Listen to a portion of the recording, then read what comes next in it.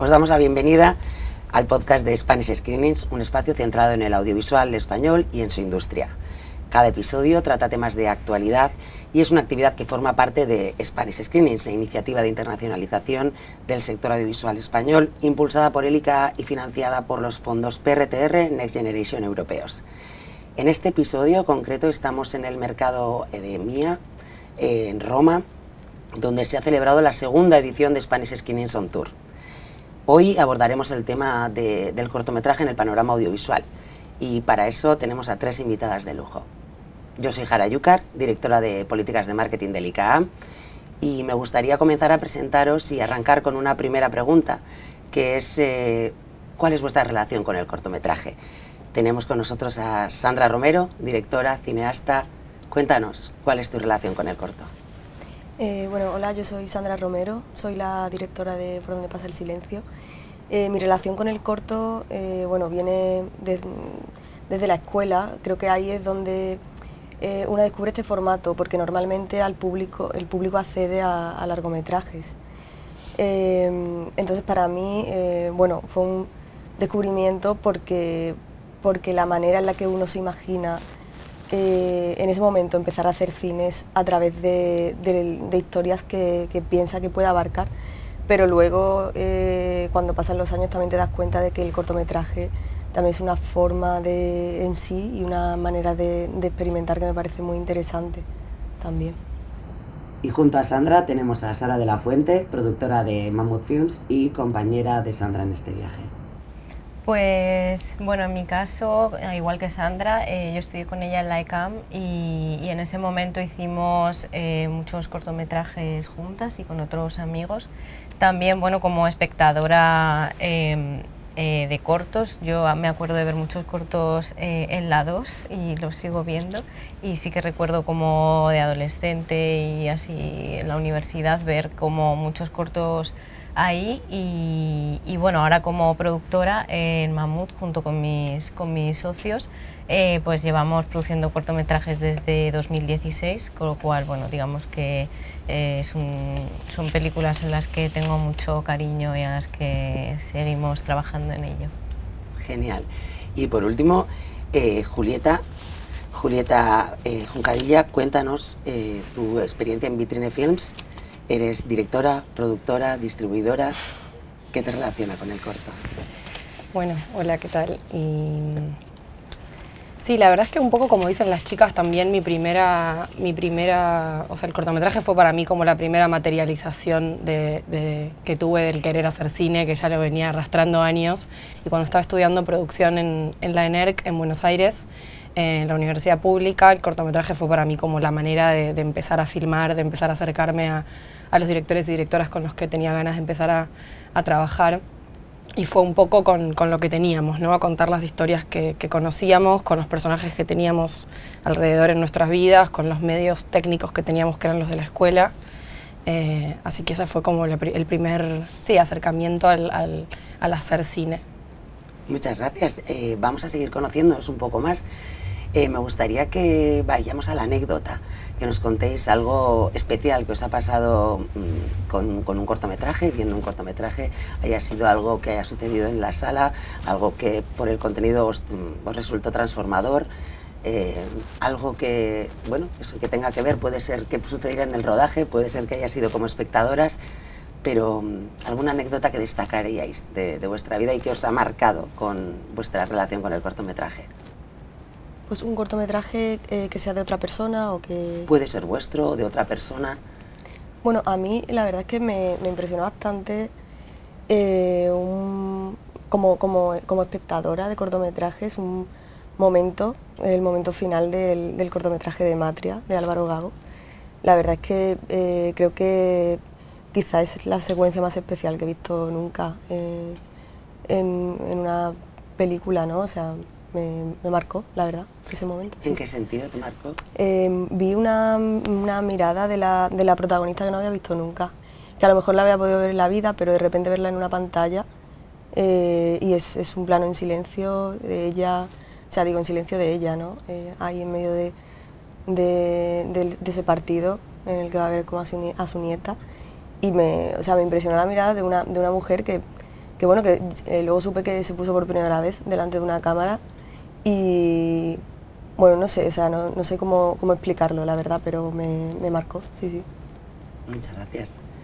Sandra, ¿te animas? Y Sara. Uy, Sara, perdona. No te preocupes, Sara. nos pasa mucho siempre. Bueno, yo estaba pensando y en realidad ha habido como muchos momentos, como decía, como espectadora o en rodajes, pero bueno, recuerdo no hace tanto cuando rodamos con Sandra El perro de un torero que ella trabajó con su primo como actor protagonista, que es el niño del cortometraje, y me impresionó mucho como el proceso en el que Jesús entraba en la película, ¿no? y salía, porque él como niño tenía como un proceso increíble, y entonces como que sí que me marcó porque me parecía como puramente cinematográfico, ¿no? Esa cosa que tenía él de comerse un bocadillo mientras algo súper dramático ocurría detrás, pero él realmente se estaba comiendo su bocadillo, ¿no? Y la verdad que eso sí que en el rodaje y luego verlo montado, cuando lo hemos visto en cine, sí que como que me ha impresionado después. Qué bueno. Julieta, cuéntanos tu anécdota. Bueno, a mí una de las cosas como más que así que me han marcado en el hacer cortos de una manera como muy abierta y libre fue en un corto que produje en Argentina, que no estábamos muy seguras de cómo iba a ser el final, como más a nivel montaje, pero de cómo cerrar esta historia. Y nos pasó que filmando, uno de los personajes del cortometraje era un trabajador de la construcción, un pintor de casas, y bueno, que uno de los últimos días de rodaje, ya un poco como, bueno, vamos a encontrar el final en montaje, ¿no? A ver qué pasa en el montaje y tal. Filmando, antes de empezar la jornada llegamos a la casa donde filmamos, al set, y justo habían puesto toda una fachada para construir el edificio de enfrente, con un montón de otros trabajadores de la construcción, como nuestro personaje protagonista, y encontramos el final en una escena que se nos ocurrió en ese momento. Y creo que tiene eso interesante el corto, ¿no? Que pueden pasar cosas en el rodaje inesperadas, que, bueno, en este caso, ¿no? Encontrar una escena de la película el día del rodaje me parece bastante curioso.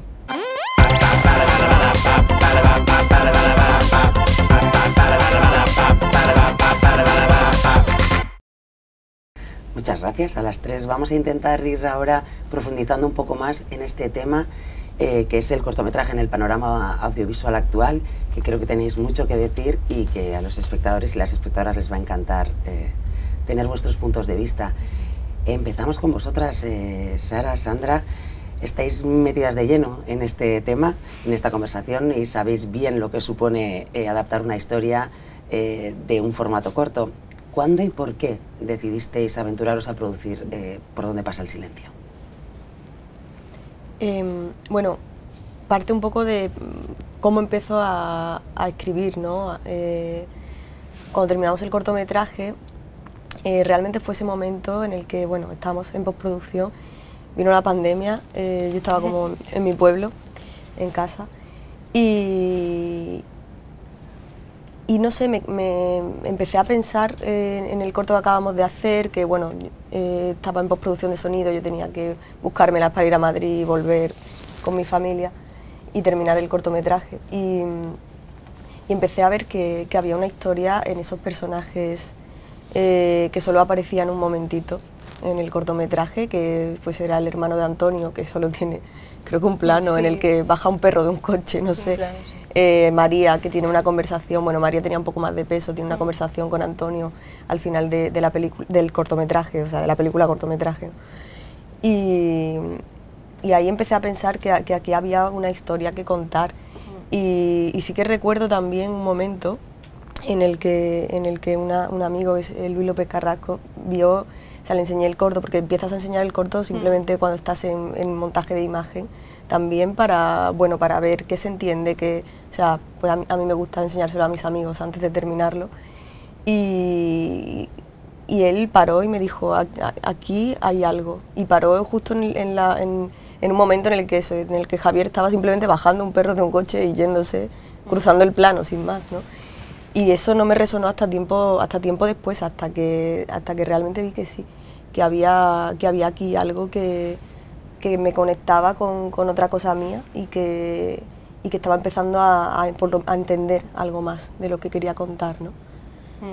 Sí, también hay como, yo creo, todo un universo alrededor que tiene Sandra con su pueblo, con esos personajes, y en el cortometraje se exploraba como una historia, pero es lo que dice Sandra, al hacer el corto, conocer a los hermanos de Antonio y ver, cuando ella me lo decía, yo decía, claro, es que esto es un largometraje porque hay que explorar todos los personajes, sus relaciones, había también pues potenciales conflictos entre ellos, y otra cosa es que eran personas muy carismáticas, y que yo recuerdo ese plano de Javier bajando a uno de sus mini bull terriers que tiene él, que tiene como 5, ¿no? Sí, 5 o 6. 5 o 6, que también los hemos tenido en la película muy presentes, gran parte del equipo.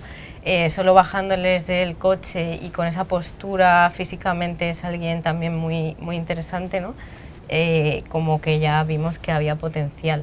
Claro, había como también una parte de acercamiento al largometraje con esos actores que desde el principio tuvimos claro que tenían que ser ellos. Sí. O sea, no podíamos tener un casting en el que esos hermanos fuesen interpretados por otras personas, y así lo desarrollamos desde los primeros laboratorios a los que mandamos, y la verdad que el recibimiento fue maravilloso. O sea, nadie nunca dudó de que esos hermanos iban a ser los actores, y la verdad es que son unos actores maravillosos, ahora lo hemos visto en pantalla, y son geniales, la verdad. Qué bueno. Y muy generosos también por ponerse ahí delante, y de una forma como con tanta verdad y tan directa y tan sincera, sin tapujos, ¿no? Qué bueno, muchísimas gracias. Julieta, hemos contado que tú eras directora, productora, ahora también estás en distribución. ¿Cómo ha sido este salto ahora, pasando de ser, en tu carrera, tenías una carrera en Argentina como productora, pero ahora también distribuyes? Bueno, creo que me parece como muy interesante estar viendo y tratando de entender las distintas áreas o cosas que suceden alrededor de una película, desde el hacerla hasta mostrarla. Siempre fui como muy curiosa con eso. Y me pasó que cuando llegué a España fue para estudiar un máster en Elías Crejeta Cinescola en Donosti, y ahí me pasó un poco lo mismo que en Argentina. O sea, mientras estudiaba, esta sensación de necesitar seguir filmando, y ahí tuve la oportunidad increíble de dirigir un corto con los medios que me ofrecía la escuela, y con amigos y con personas que conocí en Donosti, un poco como una excusa para estar juntas y pasar tiempo juntas y entender mejor el mundo que nos rodea, o intentar entenderlo mejor. Un poco con ese mismo espíritu hicimos acompañamos a Matt en Misión a Marte, el largometraje, a Matt Valmayor.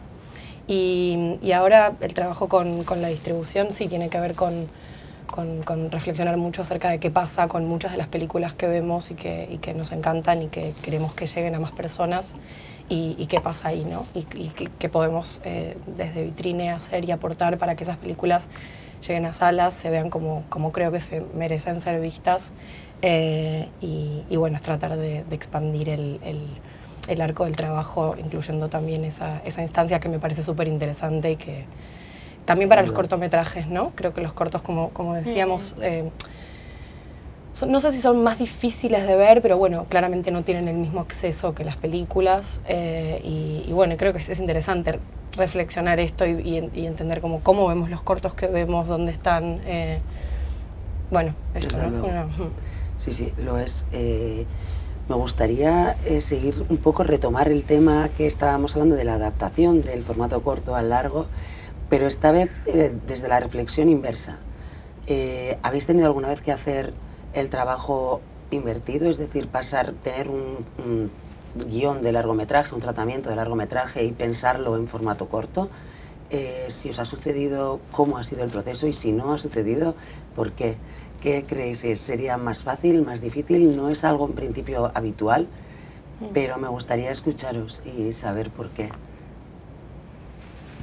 Vale, yo creo que, pasar del formato largo al formato corto pasa por pensar si en una historia más amplia, por ejemplo en nuestra película, o sea, en el largometraje, la historia de estos tres hermanos realmente es la historia principal, y luego hay subtramas, y nuestro cortometraje es una de estas subtramas, que es la de, bueno, del reencuentro de Antonio con un examante, amigo, que tiene durante este viaje de vuelta a casa. Para mí una forma de adaptar un largometraje a un cortometraje es esa, es saber qué historia realmente se puede contar en 15 o 20 minutos y ser muy honesta con eso, ¿no? Porque, por ejemplo, no creo que un largometraje como el nuestro, con lo complejas que son las relaciones entre los hermanos, te falta tiempo para profundizar y para intentar entender qué está pasando ahí, ¿no? Y para tener un final, o sea, simplemente para transitar, o final o no, pero para transitar esa película y que se te asiente, ¿no? Yo creo que esa, para mí, es una buena forma de pensar en cómo adaptar. Sí. Bueno, a mí igual sí que me ha pasado, no se ha llegado a producir, pero sí leer un guión de largometraje, ¿no?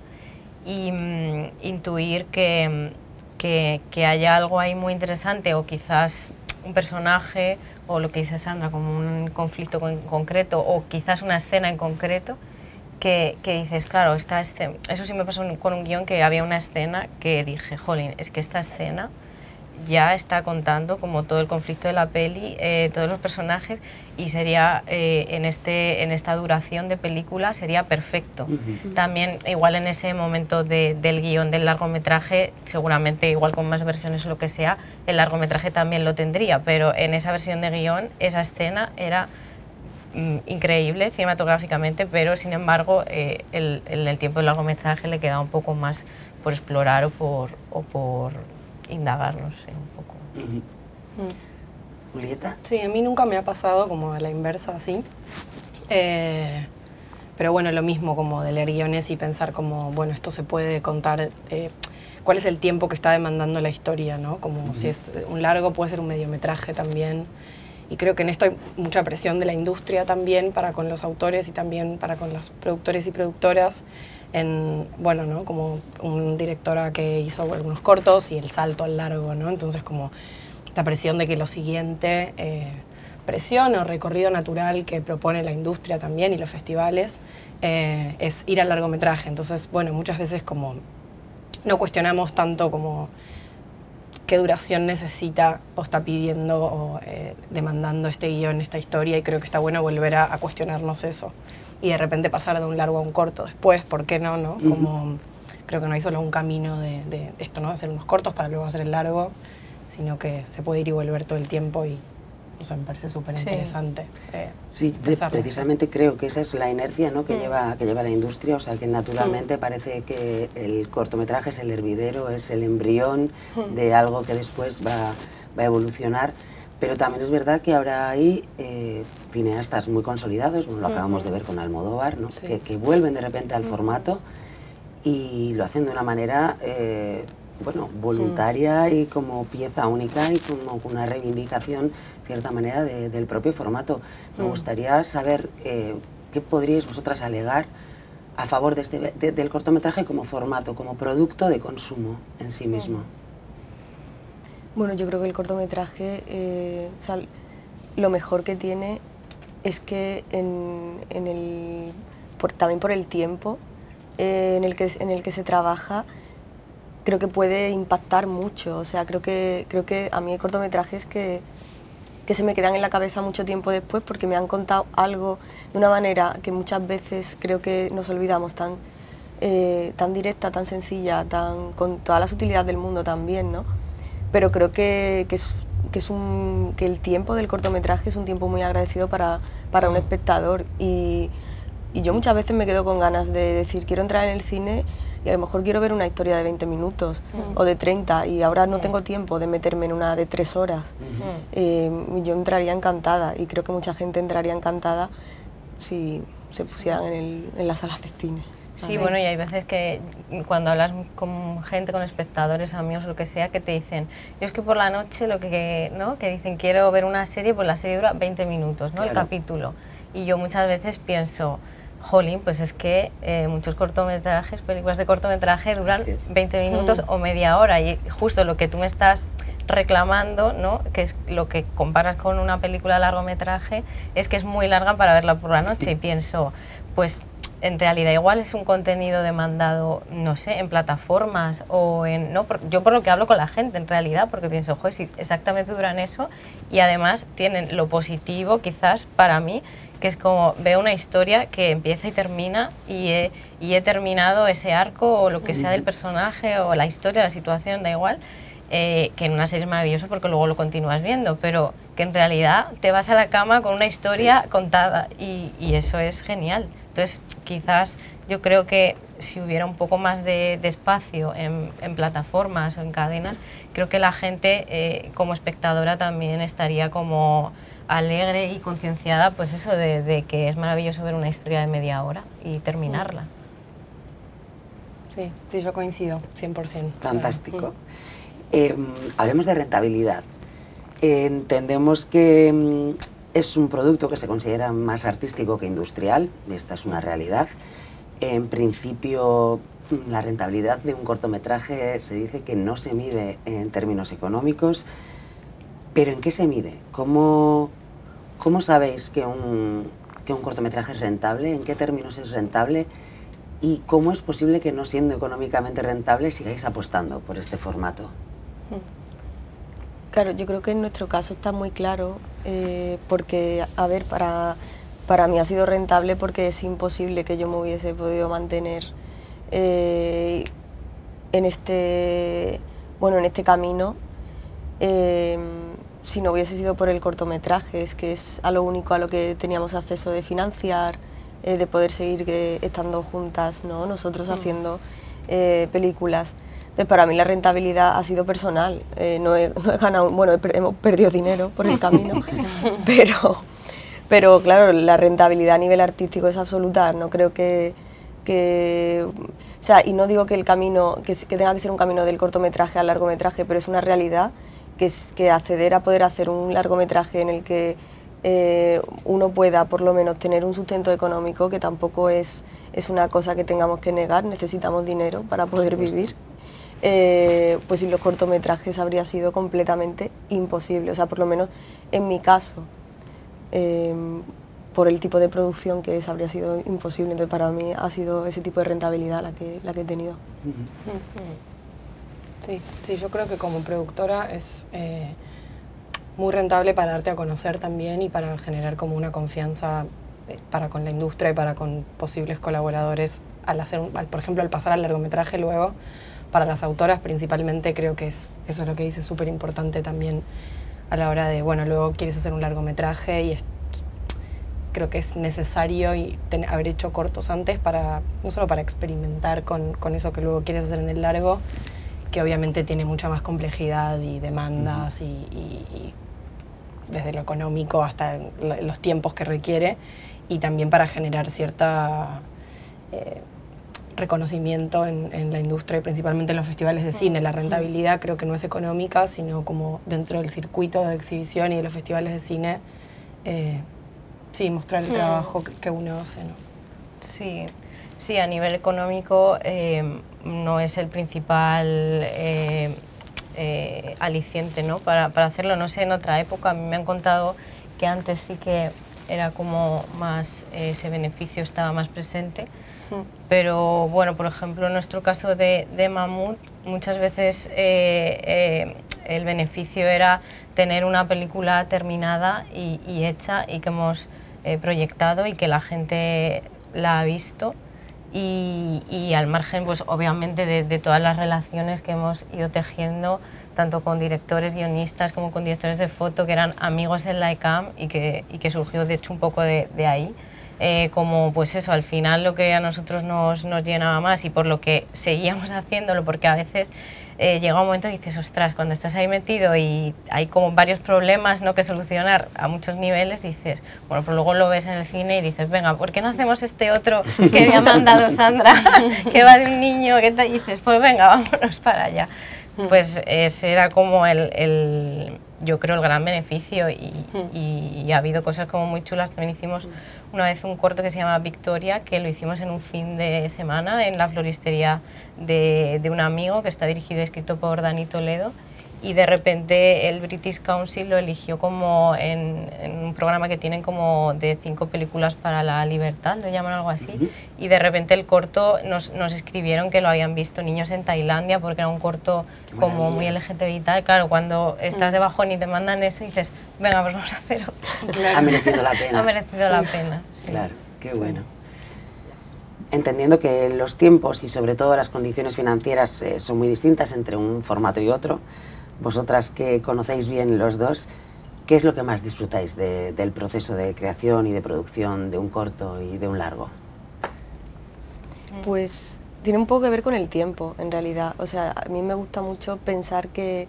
O sea, porque cuando escribes un largometraje sabes que vas a pasar muchos años con una historia que has escrito y que, bueno, te tiene que seguir interesando 3, 4, 5 años después. Y eso es una cosa importante. O sea, es decir, cuando te vas a embarcar en un proyecto de largometraje, para mí es esencial tener la seguridad de que yo voy a seguir con esa historia al 100% enganchadísima y hasta el final. Y con un cortometraje lo bueno que tiene es que por los tiempos esa historia no se te agota, y creo que es muy beneficioso poder hacer algo a lo largo de 6 meses o incluso a veces tardamos un año, sí, ¿no? Por los tiempos de producción, pero es una cosa que está ahí, que tenías que contar en ese momento. Nosotros cambiamos con la edad. A mí me alegra mucho haber podido hacer una película con 24 o 25 años, porque probablemente yo no vaya a recuperar nada de lo que tenía en ese momento, y puede que ahí hubiese algo que a mí me interesaba explorar. Entonces, bueno, yo disfruto mucho por eso, por esos tiempos, ¿no? Como con el cortometraje poder realmente expresarme de una forma mucho más inmediata o tener una historia, o sea, historias que o sea, yo trabajo mucho con la vida y con la realidad, o sea, historias que yo digo, pues se me van a ir. De aquí a que yo pueda producir, bueno, producir yo no, pero vamos, de aquí a que lo pueda producir Sara, se nos ha ido, o sea, es verdad. Hombre, a mí eso es algo que me parece súper interesante en un formato de cortometraje, que claro, como el tiempo es más corto a la hora de producir, a veces como que se nota, o bueno, entre nosotras o la gente que conocemos, que hay como temas que están ahí latentes y dices, claro, es que es el momento de esto, como de estas historias o de este tema o este personaje, es el ahora y el año que viene debería poder verse. Y claro, en un largo pues obviamente tienes unos tiempos que son como más largos porque es normal. Entonces yo es un tema que pienso mucho como, ¿no?, la sensibilidad de los tiempos esta que hay ahí siempre, como qué es lo que dentro de un año será la cosa que esté ahí, y bueno, creo que eso es algo muy positivo del cortometraje.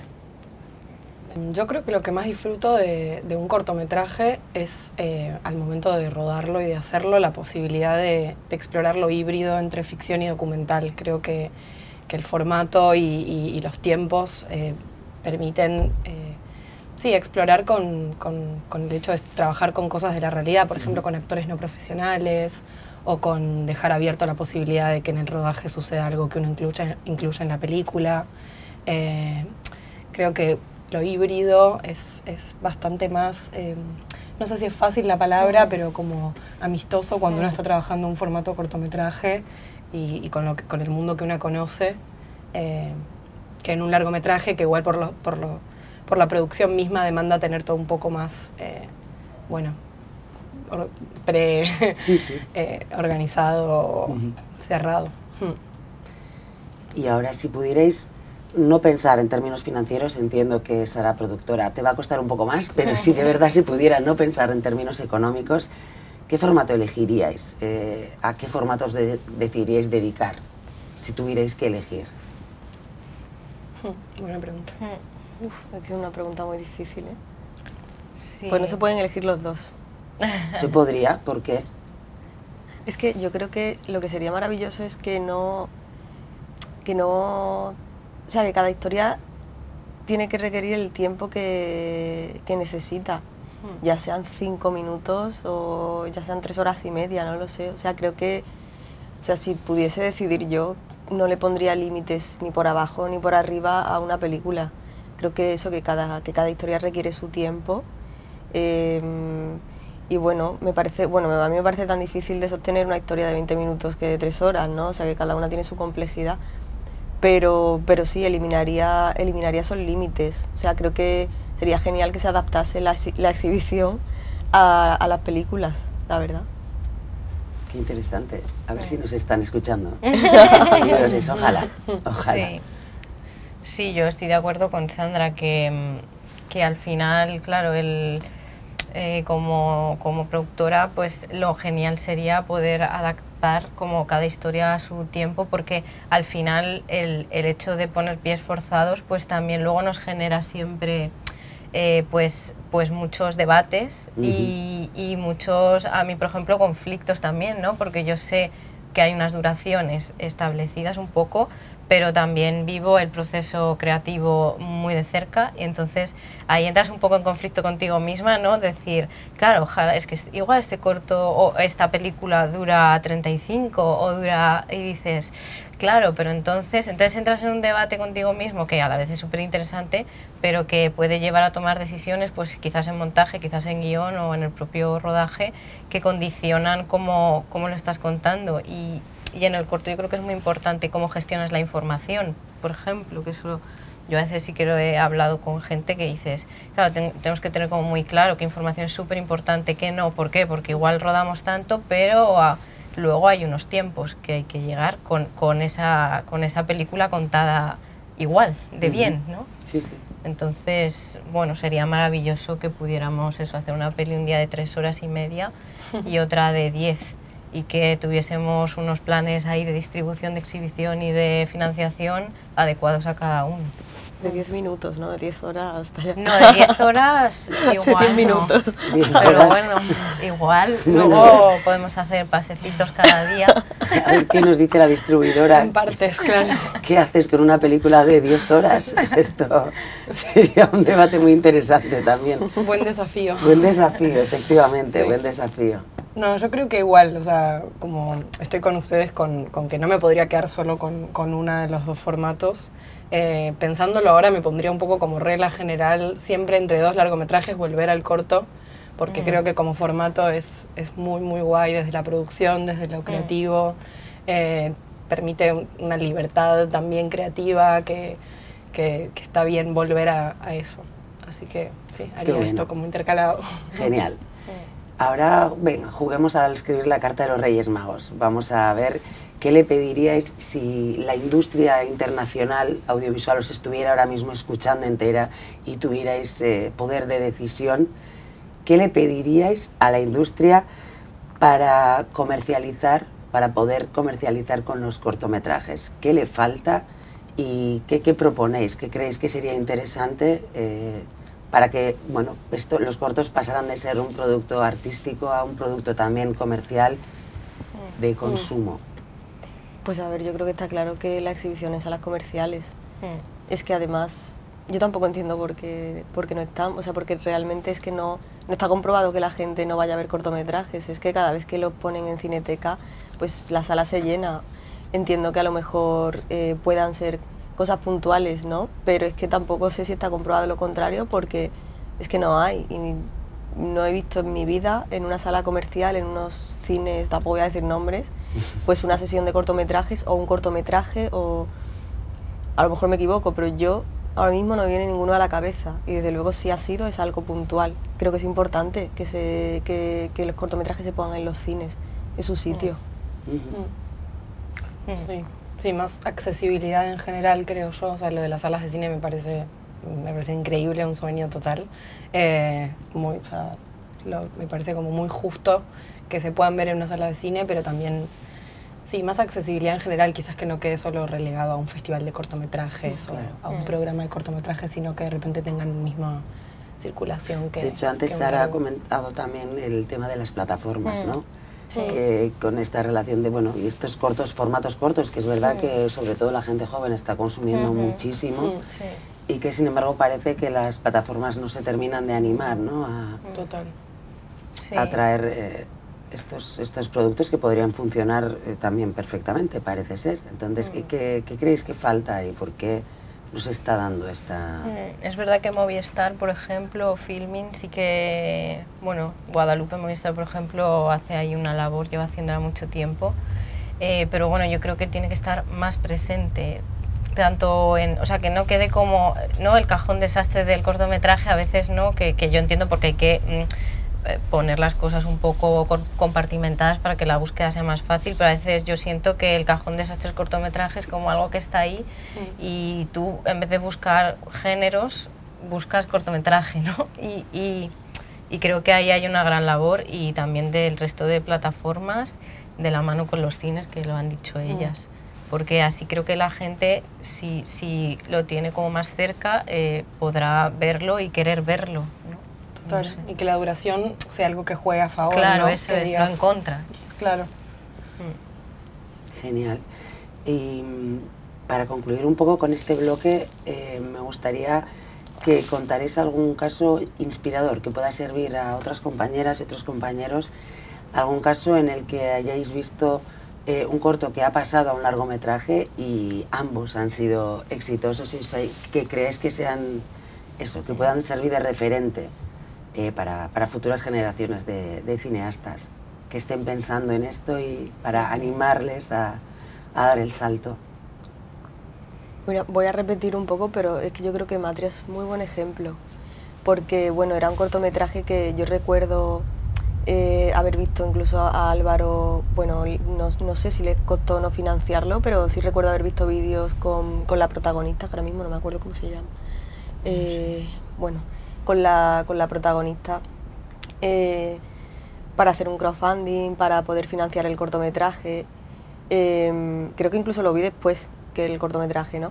Y yo creo que ahí él, por ejemplo, tuvo no sé, muy buena visión. Es un cortometraje increíble. A mí es que de mis películas favoritas de los últimos años. Y bueno, y luego él hizo el largometraje, que es estupendo también, y me parece un buen ejemplo de cómo trabajó los dos, porque yo también entendí, ¿no?, que lo hablábamos el otro día, pues entendí que bueno, que en este caso, en el caso del largometraje, por requerimientos de producción, por la presión que tiene también un creador, pues no continuase la misma protagonista, que no era una actriz profesional y que probablemente no podía soportar todo, ¿no?, todo lo que conlleva esos horarios, ese trabajo tan fino, ¿no?, que hace la actriz protagonista. Sin duda. Y bueno, siendo diferentes, siendo dos películas que me parecen completamente distintas, aunque cuenten la misma historia, pues creo que es un buen ejemplo y de tomar buenas decisiones en ambos formatos, creo yo. Es una película que está funcionando de maravilla en festivales y que está teniendo una aceptación del público, está conectando muy bien con el público. Sí. Es cierto. Sí, yo recuerdo pues Madre, ¿no?, el cortometraje que dirigió y escribió Rodrigo Sorogoyen, y que luego a mí me gustó mucho, pues en el cortometraje era un plano secuencia que todas recordamos. Pero luego me gustó mucho cómo se aproximaron desde la producción, del guión, de la dirección, al largometraje, ¿no? Me pareció, como lo que decía Sandra con Matria, como una aproximación muy inteligente y llevando a esos personajes a unos lugares que me parecían súper interesantes y que yo, por ejemplo, no me hubiese imaginado después de ver el corto. Entonces me parece que eso es algo, como una oportunidad también muy interesante, poder ver, bueno, ¿y ahora qué pasa después?, ¿no?, que es la pregunta que te haces al terminar el corto, y creo que me parece que está muy bien resuelta y que es muy interesante la película. Julieta. A mí se me vino a la cabeza, perdón, se me vino a la cabeza un ejemplo que me marcó mucho cuando estudiaba cine, que es el de Fernando Birri, que es un cineasta argentino que de hecho estudió cine acá en Roma, y cuando volvió a la Argentina se encontró con, bueno, que él quería hacer un cine que ahí no existía y con poca legitimidad para hacerlo, entonces hizo un cortometraje en Santa Fe, en el interior, abrió una escuela de cine y ya con eso dio el salto al largometraje. Y un poco como, me parece un ejemplo siempre muy interesante y muy rico, porque el corto es bastante más experimental en su forma, pero es un poco una primera exploración a algo que después está también en el largometraje. Y bueno, es algo muy fundacional para el cine argentino y latinoamericano, y me marcó mucho.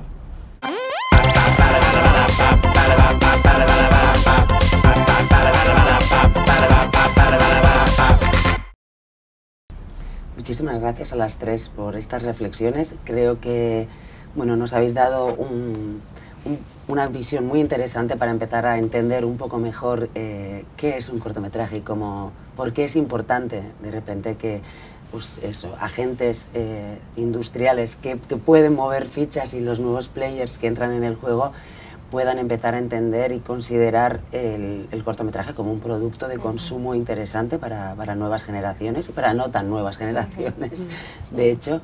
Y me gustaría ahora, para concluir un poco esta conversación, que nos contarais por qué consideráis que España es un territorio de interés y por qué vosotras sois las partners ideales para cualquier persona que nos esté viendo desde cualquier lugar del mundo. ¿Qué me podéis decir sobre eso? Pues bueno, yo creo que España es como un territorio increíble para rodar porque tiene lugares como muy genuinos y que además súper diferentes, montaña, playa, eso no es lo que siempre decimos, pero además es que yo creo que España tiene como una luz preciosa como para ser filmada, entonces es algo que también es como muy bonito y creo que la gente de fuera lo percibe y que por eso están viniendo a rodar. Y bueno, yo creo que nosotras somos unas compañeras de viaje cinematográfico increíbles, porque sobre todo creo que en España hay una pasión por el cine, tanto en nosotras, ¿no?, que podemos ser como más jóvenes, como en todas las edades, que creo que está ahí y que lo importante es eso, y obviamente hay una profesionalidad que está ahí. Nosotras tres fuimos a una escuela de cine a estudiar y después hemos trabajado en producciones, como muchos puestos, también como productora en mi caso, pero que creo que esa profesionalización está ahí y se nota en las películas. Y yo creo que, sumándome a eso un poco, también España es un lugar que, dentro de que obviamente tenemos una cultura común, creo que hay muchos territorios con culturas muy fuertes, muy interesantes, que además a través del cine cada vez se está se está descentralizando cada vez más. Entonces yo creo que cualquier lugar al que tú vengas de España tiene una cultura muy particular, pero que a la vez creo que es muy universal y muy interesante para el resto del mundo, ¿no? O sea, yo la verdad es que creo que eso es el potencial más grande que tenemos. Sí, total. Las lenguas, las diferentes culturas, los diferentes dialectos, no sé, todo eso, ¿no? Sí, coincido. Creo que es un territorio con mucha riqueza cultural y que desde ahí puede surgir muchas historias y muchas producciones, y también, por ejemplo, como partner para coproducir, creo que es también un territorio súper interesante porque hay mucha gente muy formada, técnicos y técnicas muy calificados y mucho para aportar. Fantástico, pues nos quedamos con esta visión poliédrica y un poco calidoscópica de nuestro territorio. Y nada, daros las gracias, Sandra, Sara, Julieta, ha sido un placer teneros aquí y poder escuchar vuestro punto de vista. Mucha suerte en vuestros próximos proyectos. Y para despedirme me gustaría dar las gracias al mercado, a Mia Market, por habernos acogido aquí en esta segunda edición de los Spanish Screenings on Tour, que ha sido un contexto idóneo, y a Music Library, que es nuestro partner musical, que nos brinda la sintonía del podcast. Y bueno, con ello os dejamos y aquí terminamos. Muchísimas gracias. Gracias a vosotros. Un placer.